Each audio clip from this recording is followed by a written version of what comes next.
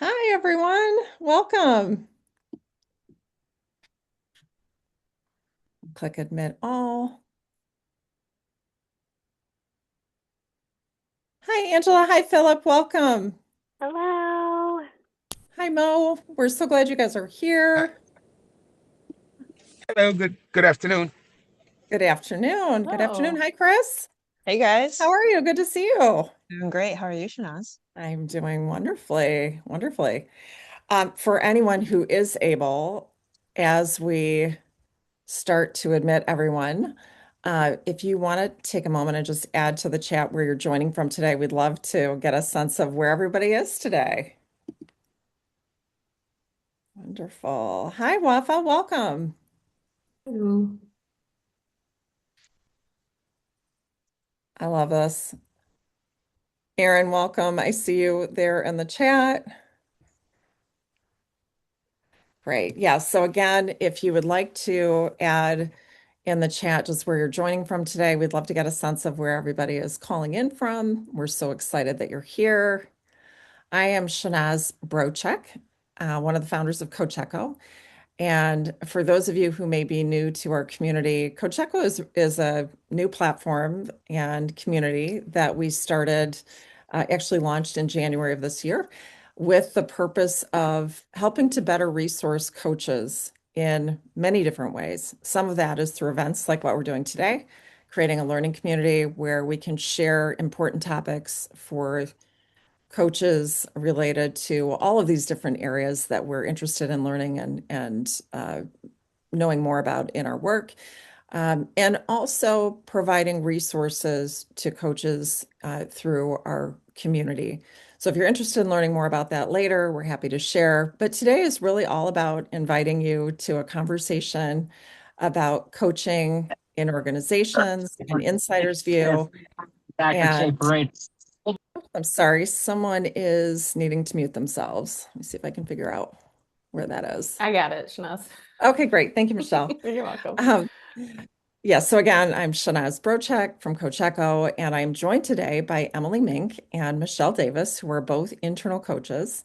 Emily is working for Rocket as an executive coach and leadership coach, and Michelle is in a similar role at Wipfli. And I have the good fortune of having known both of them for many years at this point, and seeing them really flourish in the work that they do and eventually navigate into these internal roles um, in coaching today. So I'm excited to have them share a little bit of their background.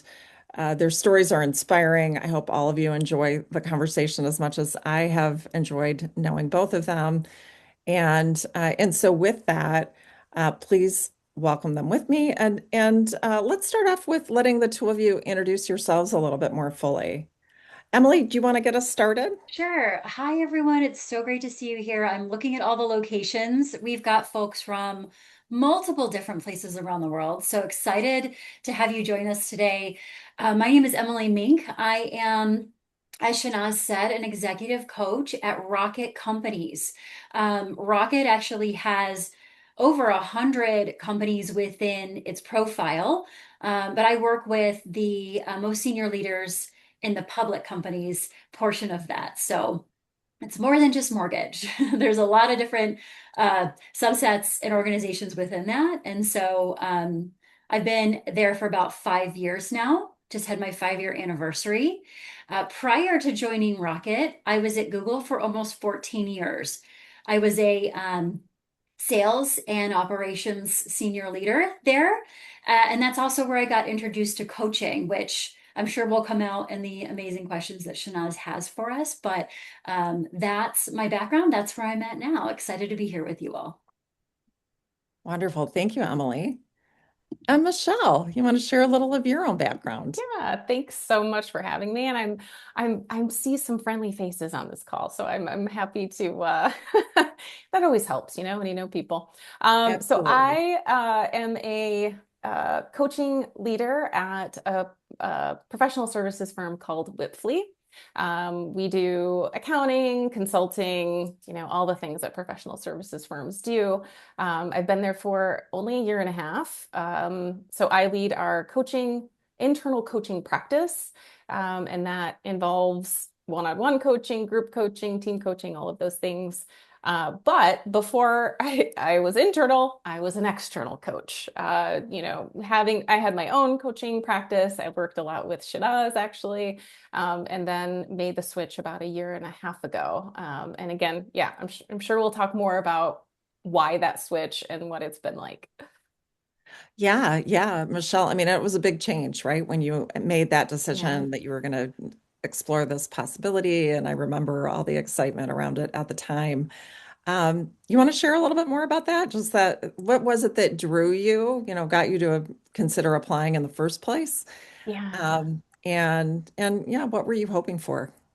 Well, I'll go back in time because, of course, every coach has an origin story. We don't come out of college typically as coaches. So I was in business development at the University of Michigan for 15 years and climbed my way up the ladder and, got there and had a mid-career crisis.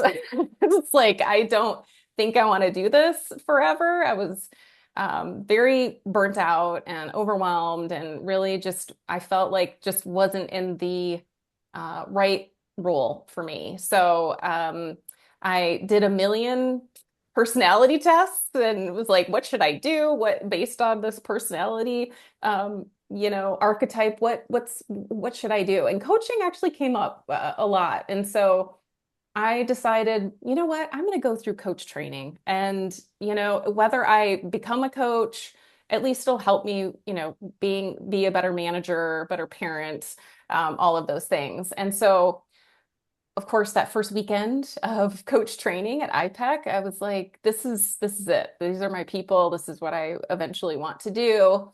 I found Shanaz. I hired Shanaz as my coach, and she really helped me make that transition. It was about a year and a half before I really left U of M and just said, I'm going to do coaching full time. Couldn't have done it without you and other Oh, coach mentors. So was on my own, doing a lot of coaching with organizations, and really loved it for 6 years. I think going from a very hierarchical, complex, giant organization to being on my own was like very exhilarating. Like, oh my gosh, I can make all my own decisions. I am my own boss. And for a long time, that was great. And, with that comes a lot of ups and downs of, being your own boss. And I really missed what I loved about Michigan was being on a team and that having that affiliation and feeling like you're a part of something, a part of a greater kind of purpose. And so I really started thinking, I wonder what it would be like to be an internal coach. And so I started looking just to see what was out there. There's not a lot out there. It's a pretty, I think it's growing, that there are not a lot of organizations that have internal coaching practices. I was lucky enough to find one on LinkedIn. I did not know anybody at my company and applied. And when I was applying, I said, this is my dream job. Really. It's mm, everything that I could ever want in a role. And I still feel that way a year and a half later. So. that's amazing. That's amazing. And I can remember just all of the thought process at the time, like what is this really going to be like? And, you know, uh, then let's explore that a little bit more. But I'd love to hear too from you, Emily, because your journey has been so fascinating too. And I remember back in the day when we first met, I was actually teaching coaching and mentoring in organizations at University of Michigan. You were doing all this amazing work at Google with self-managed teams and ended up joining me as a guest speaker, which was just so much fun. But love to hear about your own journey in coaching, both at Google and then into the work that you do today. Yeah, yeah. So there's a very similarities in some of the things that Michelle had also experienced too. So I'm going to try to make this brief, but also give you enough context. So when I was at Google, I was leading a team and I was sort of struggling. This was early on. I was struggling to find my authentic leadership style.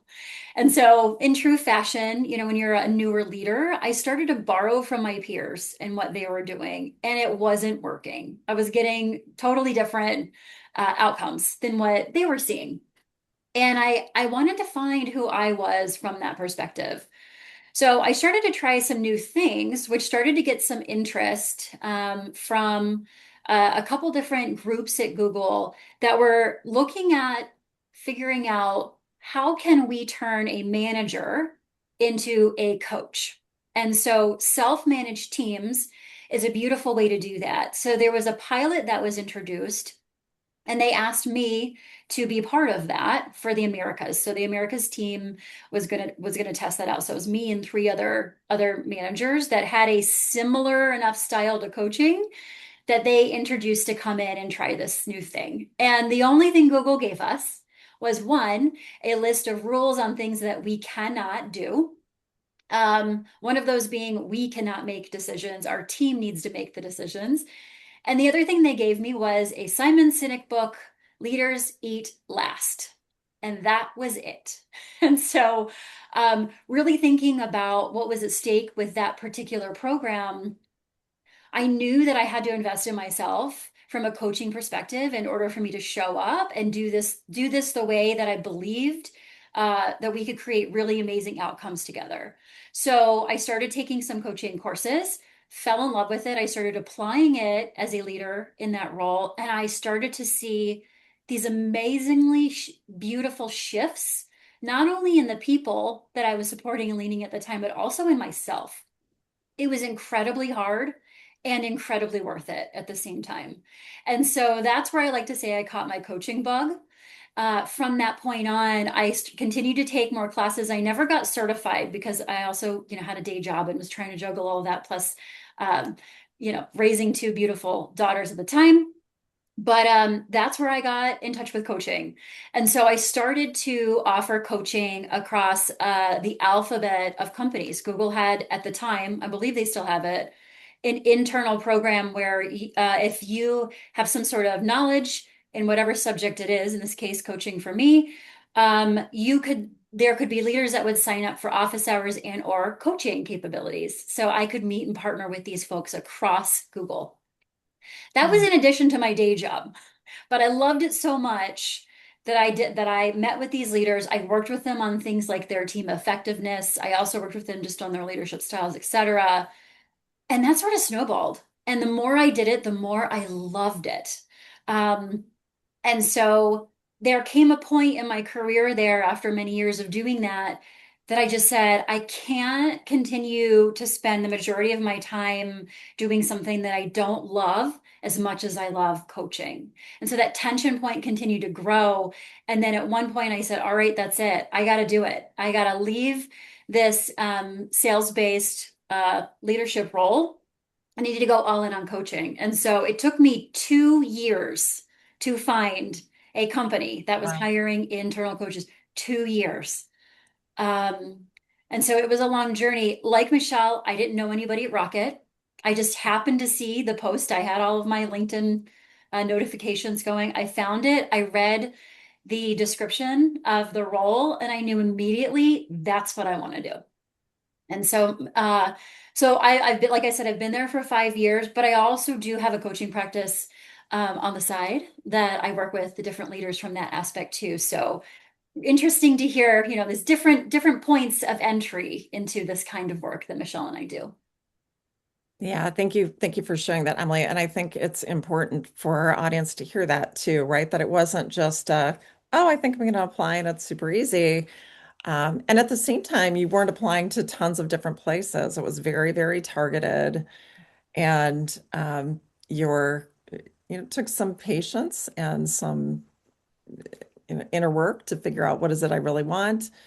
And yeah, it's interesting to see how you had a similar experience with that it was a little bit of a lengthy journey to that end goal. And I do remember, Emily, one of the things that was just so enjoyable that just makes me think about coach community in general and why I love this kind of work so much. I think you were the first person that introduced me to the work of Frederick Laloux and getting to Teal. And for those of you who haven't heard of him before, just fascinating research in that area. And so you too made a positive difference in my own trajectory and my work with teams. So thank you for that. And Michelle, I feel like with you as well, that we've done so much collaboration, workshops and creation and envisioning and building messaging that I'm grateful for your collaboration as well. Both of you have been just wonderful collaboration partners in my own coach journey. And I think that's one of the things that is so invigorating in working with other coaches, the opportunity to not just be in your own silo, but to learn with others. And so you're in environments now where you're doing that, right? You've got other coaches that you work with, and you're in organizations with lots of different roles. And I'm curious about what you notice now. Michelle, you had spoken about this, how excited you were. It was a dream job for you, right? But what was it you were expecting going in? And then what's turned out to be different than that initial impression? Do you want me to? I can Sure, start. sure. Sure. Yeah, Okay. if you'd like to start, that'd be great. Sure. Um, Being an external coach for organizations before coming in, I was really worried about building trust with people, right? I'm an internal person. Technically, I do sit under the kind of the HR function, although I'm in the organizational development area. But I was really worried about that and really thought I'd have to work really hard to establish trust. That has not been an issue. I think it speaks to the culture we have, honestly, at Wipfli. It's a very positive culture. And so I haven't had to do as much work there as I initially thought I would have to. So I think that was the biggest, um, I mean, good. I was pleasantly surprised that it didn't have to work quite as hard as I thought I would have with trust. That's awesome. And I wonder about contractually, was there anything related to that, in terms of expectations or, I always love the term ABC, always be contracting. So I'm curious about what did the contracting look like on that, or is it more about the culture? Say more about the contracting. Well, just the confidentiality, the trust Yes, building, yes, yes, yes. curious Yep. about that. Yeah. Well, I'm ICF certified, That's so right. Yeah. I definitely hold confidentiality very seriously.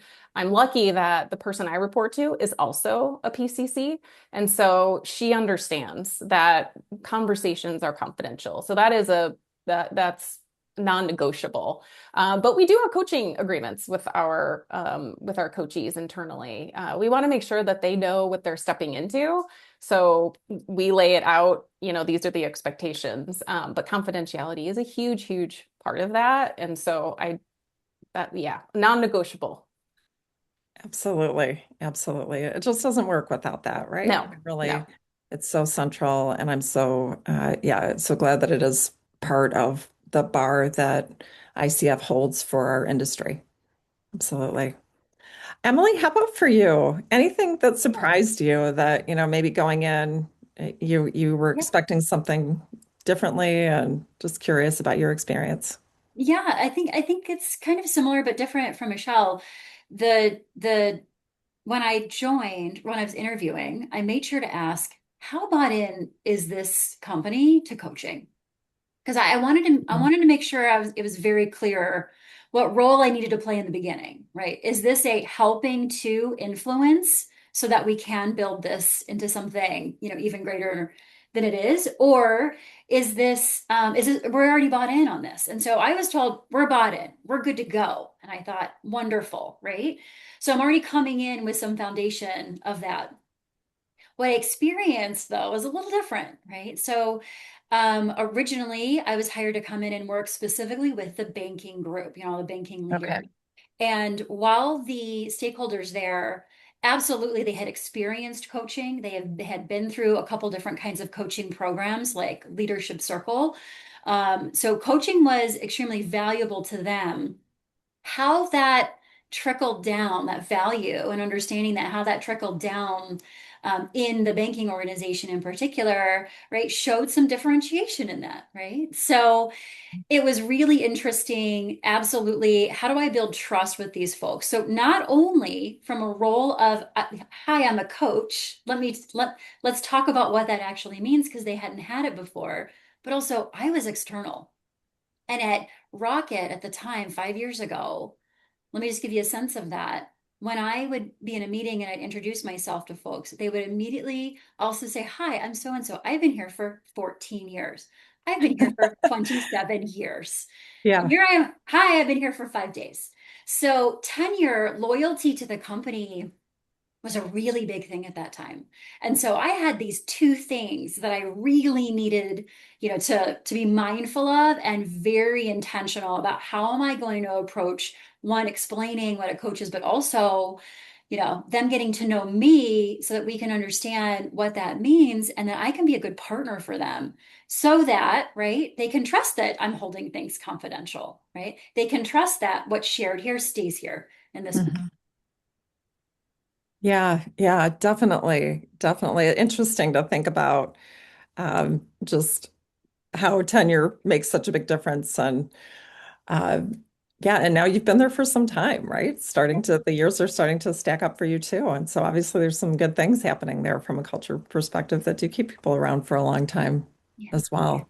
Yeah. Yeah, and so I'm curious about what it's actually like, in the roles that you're in. Bring us into your world. What does coaching inside your organization look like today? How many people do you coach? What's the nature of the coaching? And either one of you could start. Who would like to start? I'll I go ahead. Go ahead, Michelle. we're both like, okay. Hot potato, Uh, hot potato. yeah, I would say so. I lead our coaching practice. We only have one other internal coach. So there's only two of us. We do contract with a couple other external coaches as well, but we're small and mighty at Wipfli. But so I would say 50% of my job is actual coaching. I do one-on-one coaching. I typically have around, I would say 20 coachees at any given time, one-on-one. But I also run group coaching groups. I also have a few team coaching engagements going on. And then the other 50%, I would say, is problem solver. So, and not for my clients, but for my organization, right? And so I'm looking across the landscape, talking to lots of people to see where are the gaps in support and seeing how coaching might be able to fill that gap to up level the organization. So, for example, we noticed that in our leadership development programs, we had nothing for our newly promoted managers, like absolutely no programming.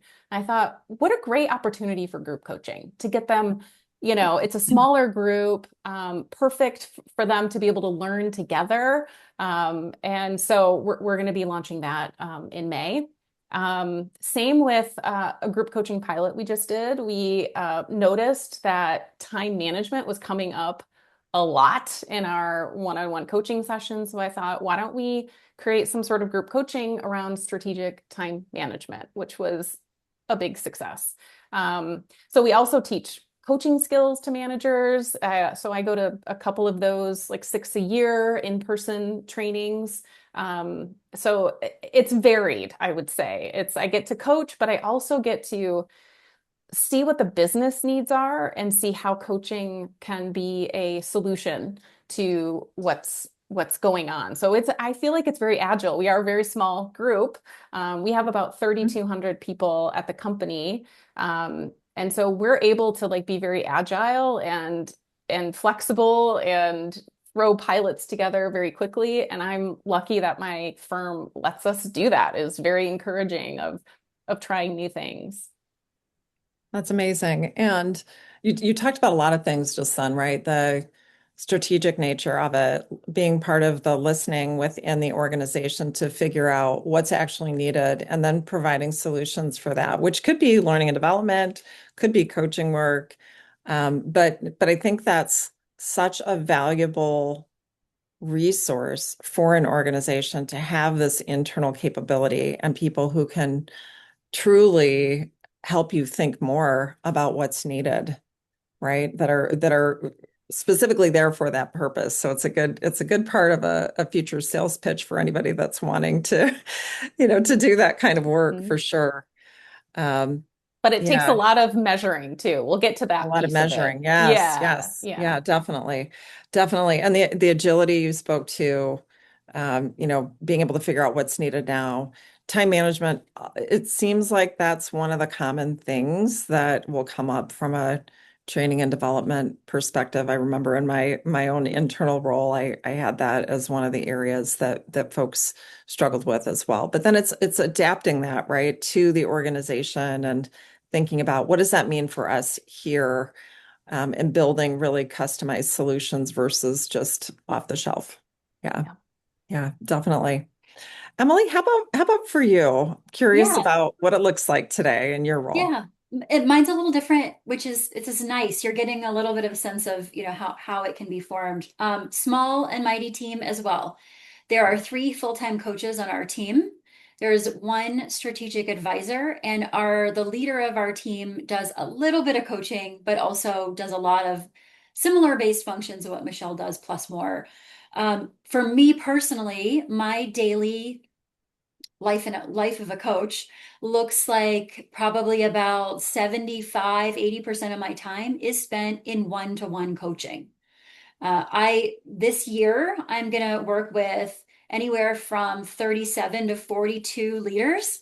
So I'm busy. I'm in one-to-one conversations a lot. Um, in addition to that, so I want to give a little bit more of like how the team looks too, how that's structured, since Michelle touched on that. And I think it's important just to give some more insight there.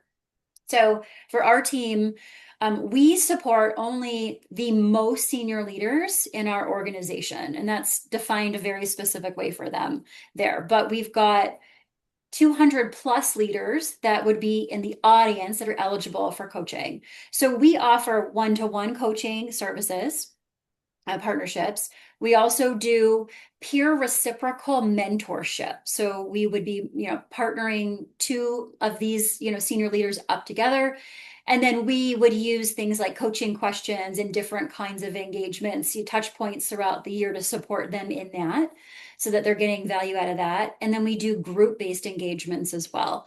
And so we've got a master class that we put on every single month that can be anything from a senior leadership capability, think executive presence, external communications style, how do you set goals and hold to them in a changing environment, right? Things along those lines are just like examples of the kinds of things we touch on, and we also go deep into specific business areas as well. In addition to that, I also stood up. Michelle and I, it seems like we both are really getting into this team-based work, which I miss from my Google days, but we just introduced a team coaching by design. TCD is what we call it internally, where we offer team effectiveness-based coaching. And so we use things like IEQ9, Integrative Enneagram Teams assessments. We use things like Leadership Circle. There's different kinds of assessments that we use for these things, but we would partner with a leader and their direct reports for probably about a 6 month, 4 to 6 month engagement to support them in that, in identifying what's going to help their team be most effective, and then using coaching mechanisms in order to do that. So I did leave one thing off. The one-to-one coaching engagements are year long. So the folks, the Okay. 30 plus 40-ish folks that I work with, we work with them for a full year in that capacity. Gotcha. And Emily, when you're doing that, like how many times a year do you meet with them? Yeah. So normally our best practice is biweekly. Most Okay. of my clients are biweekly in that space. Some of them are monthly, depending on different things. They also have the opportunity to stay with me from year to year if they'd like. So I do have my wonderful repeat leaders that I'm working with where I get to build that rapport over, multiple years, which makes Okay. coaching even more, have even more depth within that space. Awesome. And Michelle, I'm curious for you with the 20 some folks, right? What that looks like. And obviously you've got the group and team coaching happening as well and the L&D work. It's a whole Yeah. platter of work you're doing, but curious about how many times a year might you meet with that group or what's the engagement length look like? It's different. So if I'm coaching partners, Mhm. it's typically 6 months, and we can recontract after that 6 months. So if they want to keep Gotcha. going, then we do. But we also take again look at the goals, meet with their manager, that kind of thing, in order to recontract. For Mhm. our managers and senior managers, those are typically 4 months. They're very short, and we've run that program 3 times a year. So they're short, but I would say targeted, right? So, and maybe we'll get into this, but the way that we structure those engagements is very clearly setting a goal at the beginning of the engagement, having their manager involved in a first meeting so they can give their input, and then really focusing on that goal. Obviously, as a coach, lots of stuff comes up, right? Like they're going to talk about different situations, and it's my role to be able to kind of pull that goal through to the Mhm. end. But that's why we have sort of shorter ones. Now, if I work with someone and they're like, I want to keep going, of course I'm going to keep going, right? Like the best Sure. thing in the world is to have an engaged coachee. But I would say generally for our managers and senior managers and directors, they're typically around 4 months old or 4 months long. Okay. Okay, great. Yeah, it's helpful to hear, just the differences and how organizations are thinking about it. And Emily, you had mentioned a little bit around different assessments that you're using at Rocket. And Michelle, I wanted to give you a chance to share a little bit for yourself because I know you work with different tools as well on the assessment side. Curious about what does that look like in your hmm world? Well, I would like to do more. This is something that Sure, I'm sure. I'm I'm actively advocating for. So right now we don't have an assessment for our managers, senior managers, and directors. By the way, they're only high potentials. I forgot to mention that earlier. Okay. And we have like a nominating process for that group. Um, so we typically don't use an assessment. I would like that to change. I have a few assessments in mind for that, but it is such a great starting point. There's a few where their manager has said, "I want a 360 with this one." So, and those are always so impactful. As you know, you get so much great data from that. So, everyone who is hired at Wipfli does predictive index. So that was an instrument that I was not familiar with before coming here. So at the very least, we can start there as a, Mm. just sharing your your style, can be helpful. We do what other assessments? We run a lot of leadership development programs around Franklin Covey stuff. So we Okay. have some stuff there. 360s for sure. We use the CCL Creative Center for Creative Leadership 360. For team effectiveness, we've done 5 behaviors of a cohesive team, Patrick Lencioni, and I'm currently getting certified in the Rocket model, which is a team effectiveness model. So I'm excited to be able to use that with teams going forward. Not to be confused with the racket that Emily works for, but just so Right. funny that it's Yes. the Yeah. Not to be same. confused. Yes, yeah. Emily, they need to co-opt that name. Yeah. Sounds like it. Michelle, I got questions for you. Yeah, yeah, exactly. So really interesting to think about, the tools that are being used and what could be used in the future. And it sounds like both of you get the opportunity to kind of at least weigh in and try to influence what you think might be useful for the organization. I'm curious about how your companies think about return on investment for coaching. And it seems like in some ways, given what you described, that it sounds like that there was coaching that the organizations were doing externally, and then they built this internal structure. So some degree of ROI was clearly happening before you came in-house, but I'm curious about what it looks like today. How is that getting measured, or what are the challenges that you find around measurement? Michelle, you should come off mute, ma'am, because I'm going to give that one to you first. Okay. I'm happy to do this. This is actually what part of my job that I love. I actually really love designing programs to measure impact. And so when I came on board, we had some pre and post questionnaires for our one-on-one engagements, but I really wanted to get in there and kind of tweak some things. So we always measure engagement before and after coaching. We always measure goal completion. We always do an NPS score for the program. And we always look at retention. So every twice a year, we'll look at, regrettable, people who left and measure that against the percentage of people who've gotten coaching. And so I love the stat because it is so much lower for people who have gotten coaching. Mm. So that's a fun one. But for instance, for group coaching, we were very specific on what we wanted to see there, which was at the end of the day, how much time are they saving per week, right? So we also measured engagement before and after, their comfort around time management before and after, and in the post survey, how much time was saved. So for that pilot, an average of 2 hours a week were saved per participant, and engagement went up 20% on Wow. average. So yeah, so really great outcomes, and I love being able to kind of design programs that way to make sure that, based on the business's needs, all of those things, being able to say like coaching makes an impact, I think can be uh, it's a part of my job. It's really a big part of my job is that ROI piece. Yeah. That's fantastic. And the way that you think about how do we design so that we can assess, right? Getting really clear on the outcomes on the front end and then taking the time to document so that you can show those savings or returns and lots of different ways that you're doing that. I like the idea of both the NPS score, retention, all of those things make a huge difference. Awesome. Emily, how about for you? Yeah, so Anything those are else? actually very similar to ours, Yeah. minus the retention, right? And that's just because of the landscape that our company has been in. We just went, we just finished a merger and acquisition of two companies.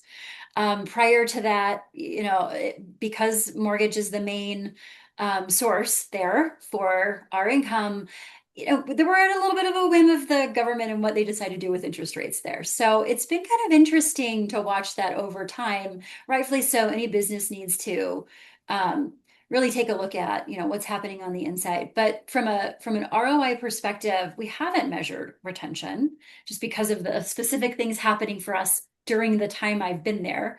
But everything else that Michelle had mentioned, we absolutely do measure.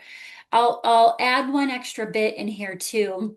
That's important is that we partner really closely with our learning and development team because there are opportunities there that we can learn from them on how are they measuring their programs, which is not that dissimilar from coaching, let's be Mm. honest, right? And so everybody in learning and development, which includes our coaching team, is really leaning in this particular year on the Kirkpatrick model. So we're taking a look at not just is this information more are you more aware of what this information is, this thing that you learned in coaching, work towards your goal? Did you apply it? When you applied it, what happened, right? What were the outcomes from that? So Kirkpatrick is a good spot also to take a look at, but your L&D teams are also likely using something along those lines. So don't be afraid to steal with pride, right? And some of the things that they're doing in that space. That's great. The Yeah. only other difference here is in our coaching programs, they're highly customized to the team. And so depending on what their goal is, that's what we would be measuring. Just as Michelle mentioned, time management, that's usually not something our teams would want to use as a goal. It's a little bit different from that perspective, but we would be customizing any kind of measurement to that particular goal itself. That's great. Yeah. So really being intentional about what are the desired outcomes and how can we ensure that we're achieving those outcomes. Yeah. One So thing you're, I one thing I Yes. didn't forgot to mention, which I think is actually really important, and it's not quantitative, but testimonials Yeah. from coachees across the firm, particularly ones who've been promoted from senior manager to partner. I mean, all of those things can really help up level your coaching practice. And if people know that person, they're like, oh, that okay, coach, maybe coaching is a good thing. Maybe I want this. So and obviously, firm leaders, depending on the testimonial, really perk up and listen to see, who's being impacted and um, yeah. So I would say don't forget about testimonials. Those are Yeah, also really I want to important. add to that because thank you, Michelle. That's super, super important because testimonials single-handedly allowed our team to grow from just coaching and banking to now coaching the most senior leaders across Rocket. Hands down, the biggest element of allowing us to do that was testimonials. And as coaches and just even people in business, right? We feel like that's a softer thing. It actually has way more weight than we think it does. And so referrals come from that in such an amazing way. Yeah, definitely. And yeah, one of the questions I had planned to ask you, and you've started to answer it with this commentary about testimonials, but I want to see if there's even more for you to share. What else tells you that your work is making a difference? When I hear someone tell me that there's two things. One, when someone says, I needed you when things were really crazy, right? I needed this opportunity for coaching when things were really crazy, not necessarily me, but the opportunity. And I I'm like reinvigorated and I'm reinvested in what I'm doing because things are hard, especially in mergers and acquisitions. Things are hard when companies are downsizing. And so to have someone say, that was incredibly helpful what we went through to be able to like help me show up the way I wanted to in that way. And because of that, I'm excited for what the future holds now. And coaching was the catalyst to that. And then the other side of that is, as coaches, we coach the whole person. I am not coaching simply to a role. Yeah, That's not in my interest. And I don't think that that's in a company's interest either, right? So we need to be doing both because we take ourselves wherever we go. And so for leaders to say, I have a completely new lens on like how I think about myself and how I lead and how I show up for people inside this company and outside of it. That's the stuff that makes you as a coach go, yes. And y'all are getting that if you're working with your external clients too, right outside of a company. It happens inside. That same big transformation happens inside.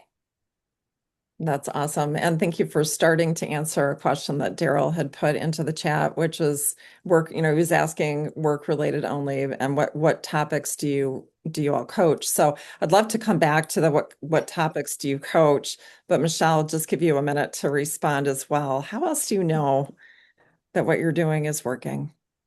Gosh. Okay. So for my one-on-one engagements, I think what's great about being an internal coach is you see people at different events in person or, within groups and seeing someone after you've worked with them and they're like, I'm still doing this thing that we talked about. Mm, I have, started that habit and I'm still doing it, or I'm not overwhelmed. My spouse is so much happier with me.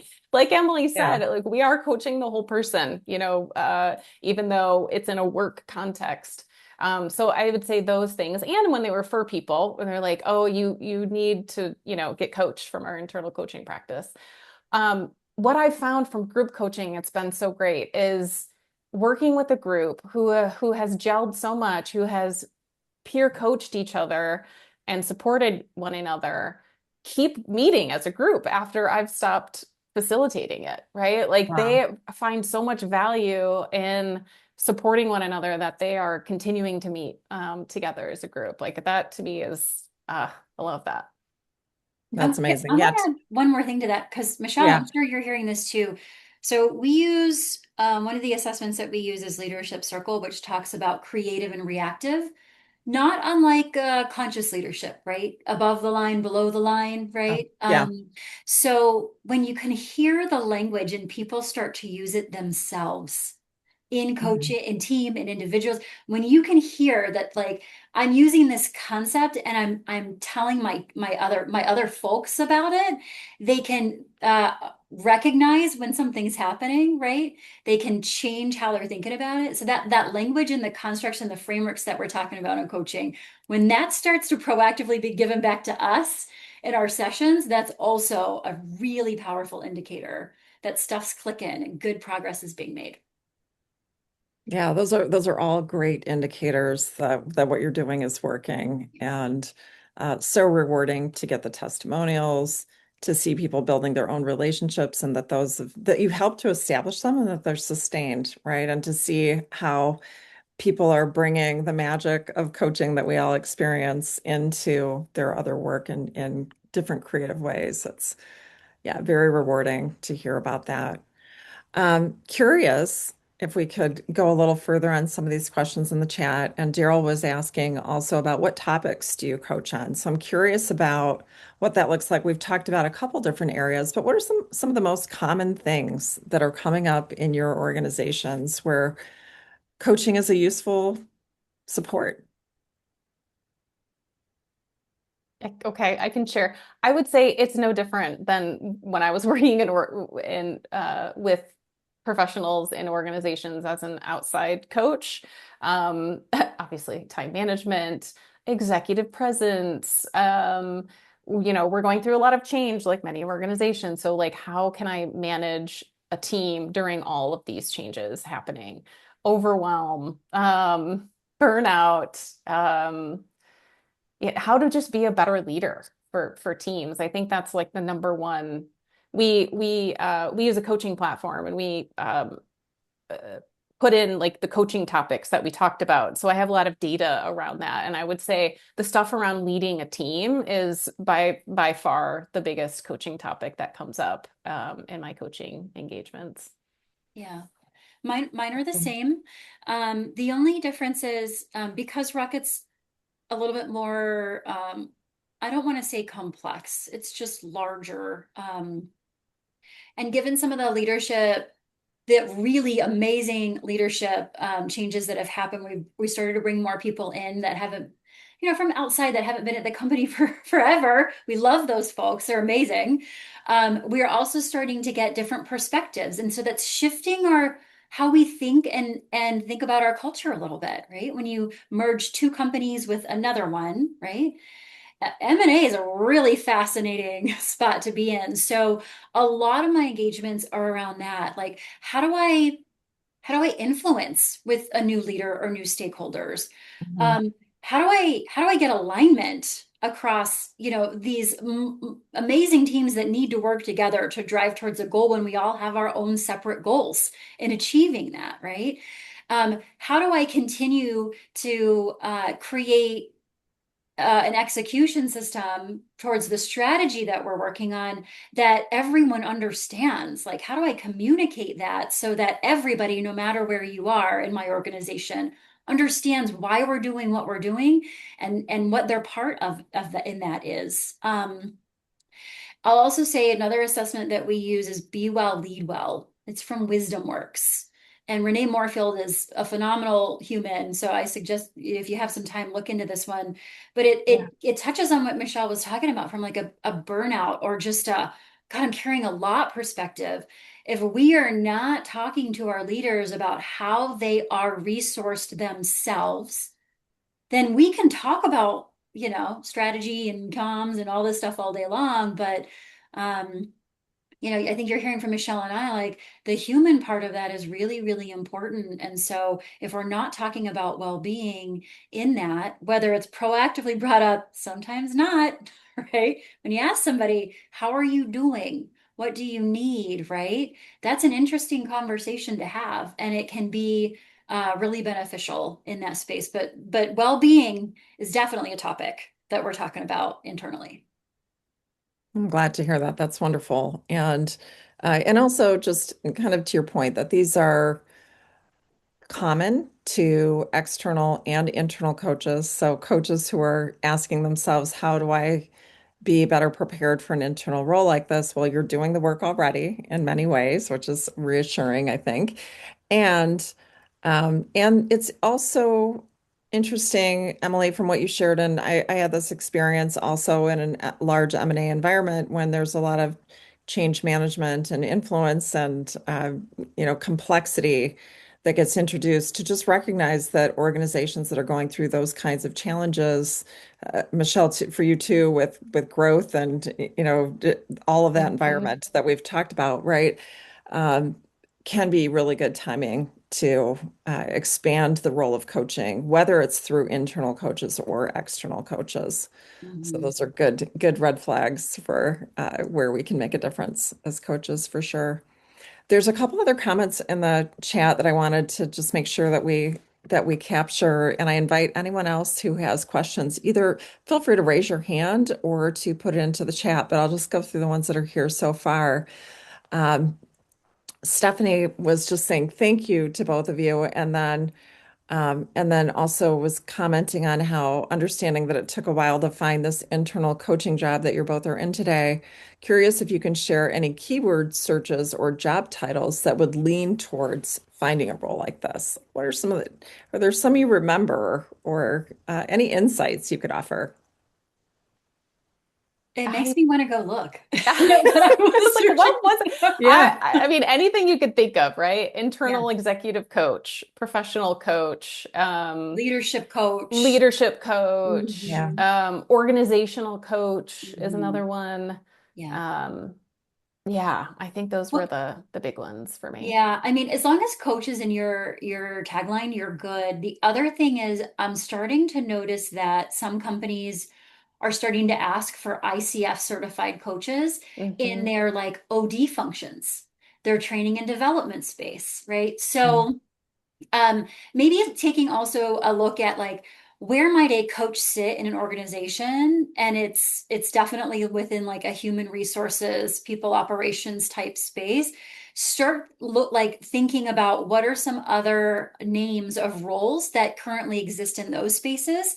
Add the coach to it, and you're gonna be looking for the right stuff. Leadership development, Leadership executive development. development, Yeah. those, yeah, yeah, yeah. Another thing that I did not really know until I worked at a professional services firms is that a lot of professional services firms have internal coaching practices. So your yeah. Deloittes, your EYs, your PwCs, and smaller professional services Mhm. firms, it's very common for them to have internal coaching practices. So you might just want to look at those websites to see if they maybe they don't advertise on LinkedIn, but maybe they have roles available on their websites. Yeah, I think we're going to see more industries continuing to adapt as we start to have more measures of ROI that can be shared and documented across the industry as well. And even just honestly, the expertise that the two of you are sharing here today and helping our audience to think about just lends more and more credibility and confidence to this internal strategy that you're talking about. Chris, you also added a great question here in the chat, so I'll bring this one forward. Again, saying thank you for sharing your expertise. And she was wondering about structuring partnerships with coaches internally. So it sounds like the organization's employees are agreeing to separate coaching contracts on top of their employment. Is that the case, or is the coaching incorporated into the organization's HR processes, or is it something different altogether? Chris, can you explain that? A little, yeah, I want to make sure I'm understanding. Yeah, I'm wondering like what does the structure look like? So when you engage with somebody to coach with them, would it be just like engaging with an external coach where they would agree on a contract with you? Or is this something that's automatic within their employment with the organization? Like it's expected, like, oh, hey, I'm interested in this coaching, I'm going to do this kind of a thing. Does that make sense?